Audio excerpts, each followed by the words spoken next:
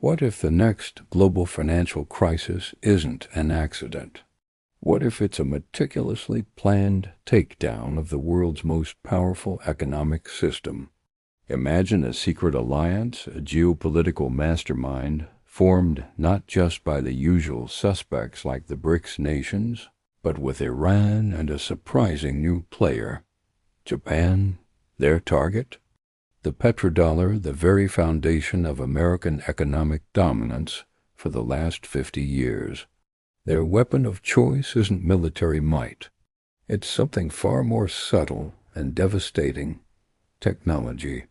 For years, this coalition has been playing a long game. While the world was caught up in the frenzy of the artificial intelligence revolution, they were quietly orchestrating the biggest bubble in history.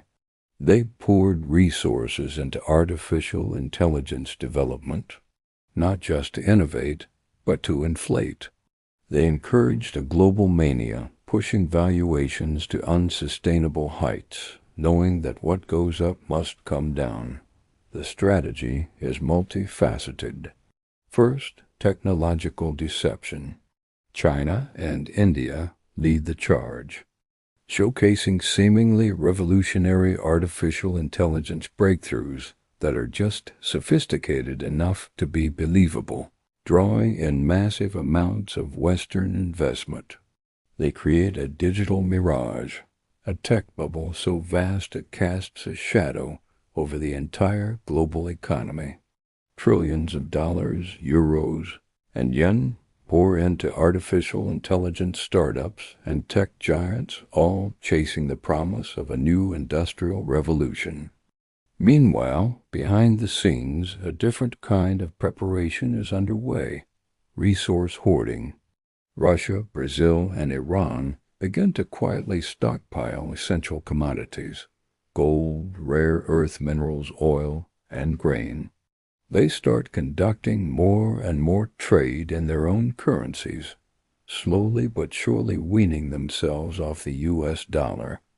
They are building the foundations of a new world, brick by brick, barrel by barrel, while the old one is distracted by the dazzling light of the artificial intelligence boom.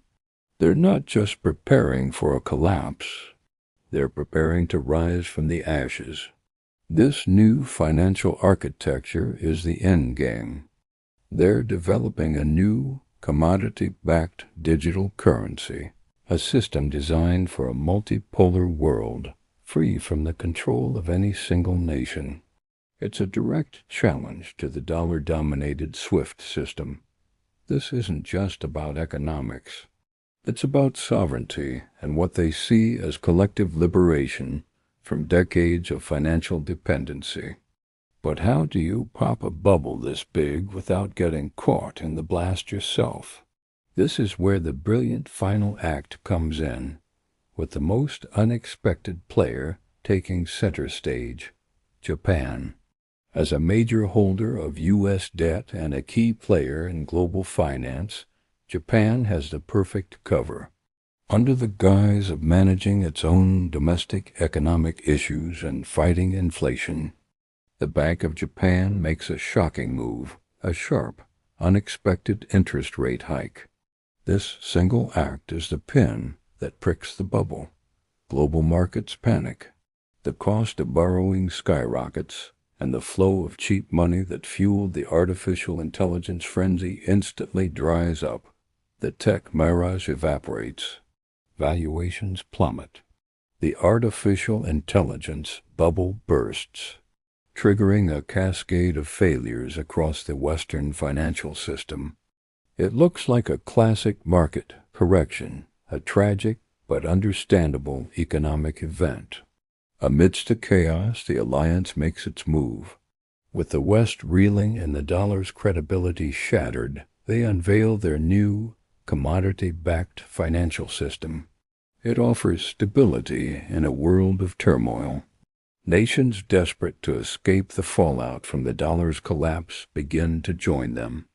The petrodollar system, the bedrock of American power for half a century, crumbles not with a bang but with the quiet hum of new servers and the clinking of gold reserves. A new world order is born, not through war, but through the most audacious economic coup in history.